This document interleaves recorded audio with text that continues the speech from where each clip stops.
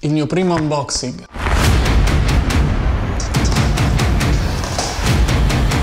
Quando è che diventerò famoso abbastanza per fare in modo che la gente mi mandi la roba gratis?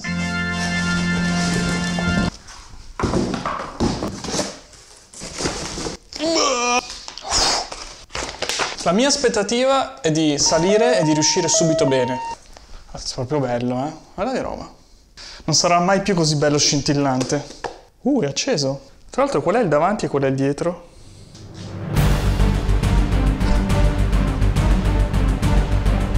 No, secondo me è spento.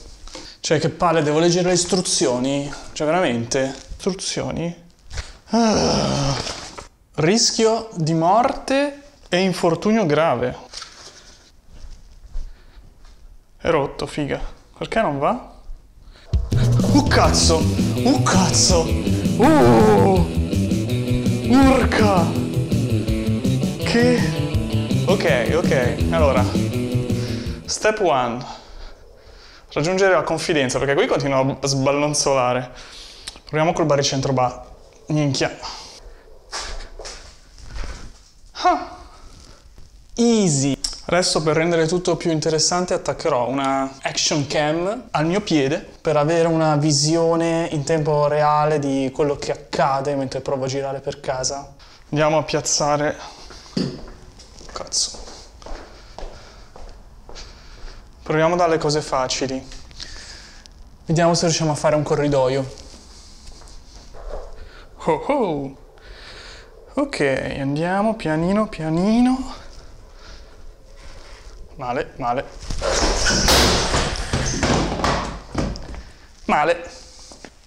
Cioè, sono andato addosso a questo.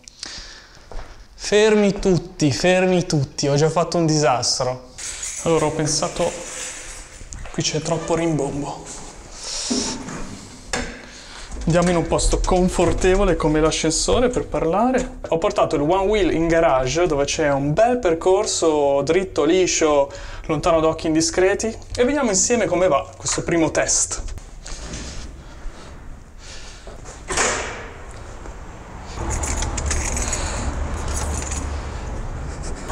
Siete emozionati? Io un po' sì.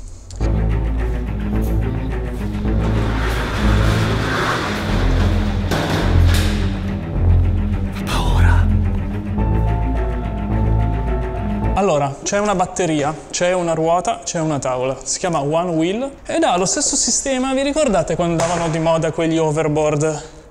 Che mettevi i piedi così, andavi avanti, mettevi così, andavi indietro? Ecco, io quelli lì non li ho mai usati. In realtà ho sempre avuto la curiosità, però mai abbastanza per dire lo compro o cose così. Il piede che va davanti va qua. C'è una riga in mezzo e tu devi mettere il tallone da una parte della riga, la punta dall'altra parte della riga, e c'è sotto un sensore. Quando il sensore sente che tutto il piede è appoggiato sia davanti che dietro, si attiva il motore che mantiene in orizzontale la tavola. A quel punto, una volta che il motore è attivo, se tu ti spingi verso avanti, va avanti, se tu ti spingi verso indietro, va indietro. E come fai a disattivarlo? Devi togliere il contatto da uno dei due lati della riga. Quello che è successo prima, il casino che io ho fatto a casa, è perché io non so scendere ancora. Ho visto un po' di tutorial, un po' di idee, un po' di modi, e io avevo visto un cretino che suggeriva di dire: tu inclinati in avanti e scivola. Solo che questo qua, essendo anche nuovo, c'ha un grip assurdo, cioè proprio qua non scivola niente, cacchio. Quindi io mi sono inclinato avanti di tutto e lo skateboard è partito in super curva all'impazzata mentre io cadevo. Il modo giusto sarebbe riuscire a sollevare o il tacco o la punta. Secondo me è meglio sollevare il tacco. Il fatto è che farlo in un equilibrio precario su una cosa che è nuova è la sfida. Metto il piede, ecco qua, si accende la luce. Ok, e ora so che sono... Minchia, andiamo già male. Ok. Ora io provo ad alzare il tallone e lui si disattiva. Perfetto.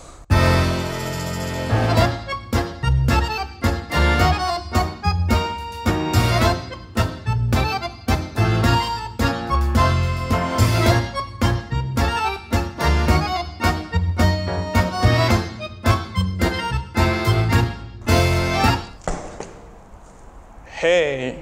Una delle cose che mi preoccupa di più è capire come si fa la discesa e la salita.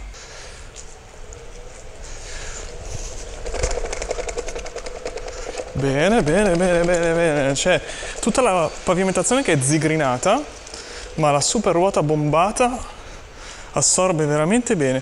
E ora il problema è andare piano, piano, piano, piano.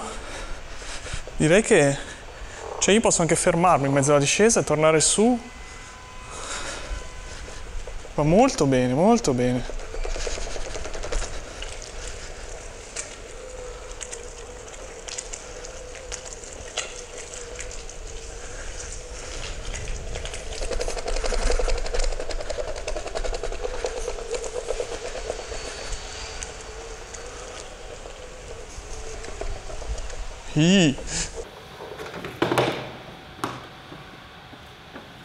Ok, la caduta,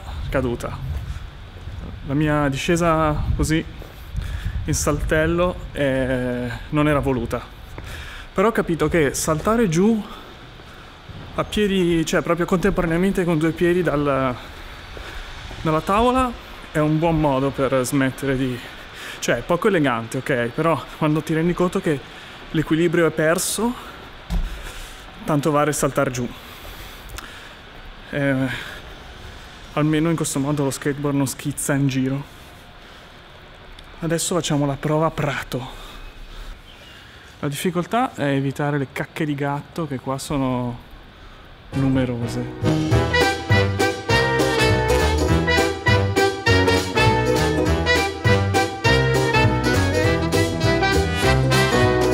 Quando divento bravo vi farò vedere altri scenari. Alla prossima!